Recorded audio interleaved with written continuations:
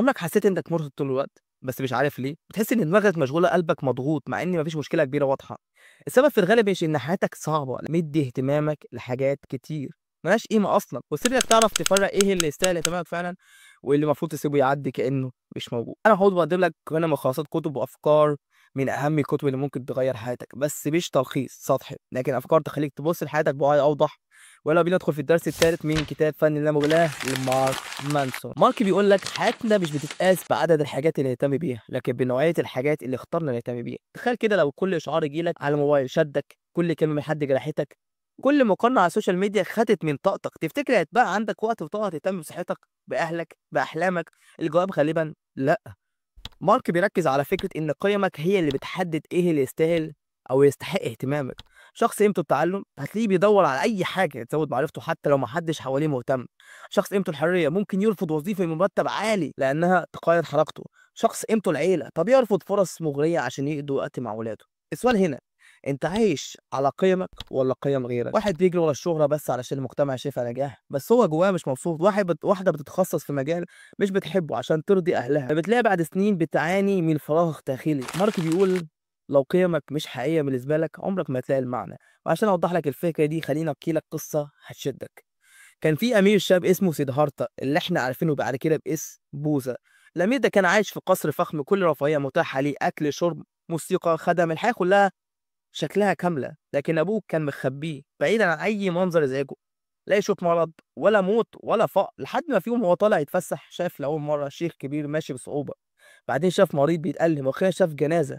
وده صدم وقال إزاي أنا عايش في قصر واهتماماتي كلها بالراحة والناس بره بتواجه المعاناة دي؟ وملاحظة دي اهتمامه اتغير بالكامل، قرر يسيب القصر، يسيب كل مظاهر الرفاهية ويبدأ رحلة طويلة يدور فيها على المعنى أعمق لحياته. الرحلة دي هي اللي خلته يبقى بوذا. القصة بتعلمنا حاجة مهمة جدا، مش معنى إن عندك كل حاجة يبقى حياتك مليانة معنى. معنى حقيقي بيجي لما تختار تهتم بالحاجة الصح، الحاجة اللي من جواك حاسس إن لها قيمة. ده بالظبط اللي بيقول مارك. الموضوع مش إنك تهتم أكتر لكن إنك تعرف فين توجه اهتمامك. أول شيء، فلتر المعلومات اللي بتدخل دماغك. مش لازم تعرف كل الأخبار ومش لازم تتابع كل ترند. اسأل نفسك المعلومة دي هتفيدني فعلا ولا مجرد ضوضاء تخش دماغك؟ اعمل قائمة صغيرة بثلاث حاجات أولوية أساسية في حياتك: صحة، علاقات، شغل. أي حاجة بره التلاتة دول لازم تاخد حجمها الطبيعي وما تكبرهاش. قول لأ. واي لما حد يقدم لك حاجة مش ماشية مع قيمك أو أهدافك مش لازم توافق علشان ترضي الناس. لأ، أحيانا بتحافظ على وقتك وحياتك. راجع يومك آخر اليوم قبل ما تنام، اسأل نفسك النهاردة قضيت وقتي واهتمامي في إيه؟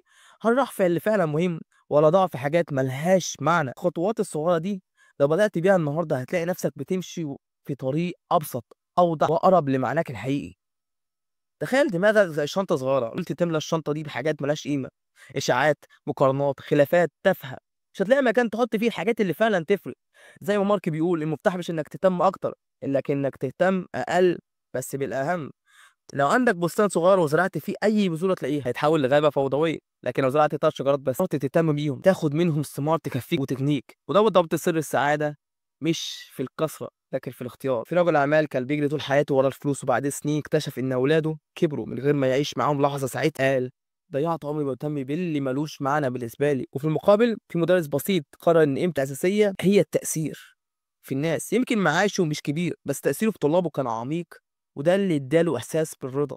الخلاصة، لو مش محدد إيه القيم اللي أنت ماشي وراها أي حد حواليك هيحدد بدالك، ونتيجة حياتك هتبقى مليانة ضوضاء من غير صوتك الحقيقي بلا معنى. لو الفيديو ده حرك فيك فكرة أو خلاك تسأل نفسك سؤال، اعمل لايك واشترك في القناة عشان تتابع باقي السلسلة. احنا لسه مكملين مع كتاب فيلم ولسه في دروس تفتح لك عينك وتخليك تختار حياتك بوعي أكتر. شوفك الفيديو الجاي.